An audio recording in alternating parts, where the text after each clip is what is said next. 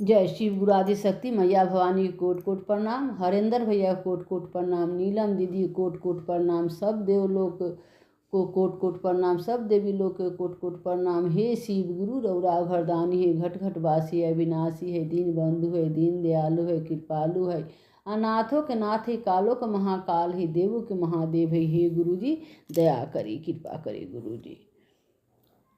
मोबाइलिए पर चर्चा होला, शिव गुरु तोहार हो। मोबाइलिए पर चर्चा होला, गुरु जी तोहार हो। मोबाइलिए पर चर्चा होला, भोरे भोरे मम्मी हमरो फोन कैले रहली। भोरे भोरे मम्मी हमरो फोन कैले रहली।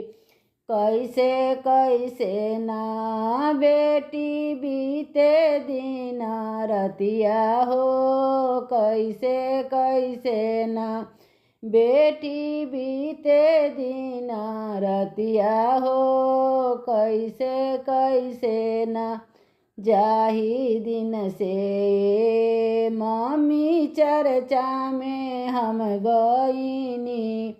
नीके नीके ना मम्मी बीते दिन रतिया हो। नीके नीके ना भोरे भोरे चाची हमरो फोन कैले रहली।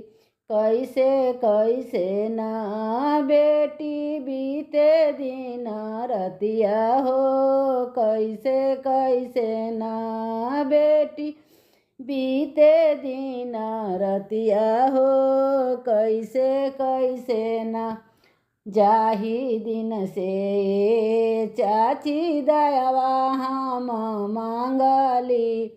नीके नीके ना चाची बीते दिन रतिया हो। नीके नीके ना भोरे भोरे दीदी हमरो फोन कैले रहली। कैसे कैसे ना बहनी बीते दिन रतिया हो। कैसे कैसे ना जाही दिन से दीदी ना मन हम कैनी।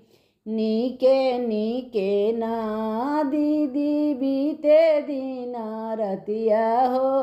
नीके नीके ना भोरे भोरे भाभी हमरो फोन कैले रहली। कैसे कैसे ना ननदो बीते दिन रतिया हो। कैसे कैसे ना जाही दिन से भाभी भजन हम कैली। जाही दिन से भाभी चर्चा हम कैनी। नीके नीके ना भाभी बीते दिन रतिया हो। नीके नीके ना चर्चा होला ना होया चर्चा होला ना। ए मोबाइलिए पर शिव गुरु के चर्चा होला ना। हर हर महादेव। दया करी महादेव, कृपा करी महादेव। आदि शक्ति मैया भवानी की जय, सच्चे दरबार की जय।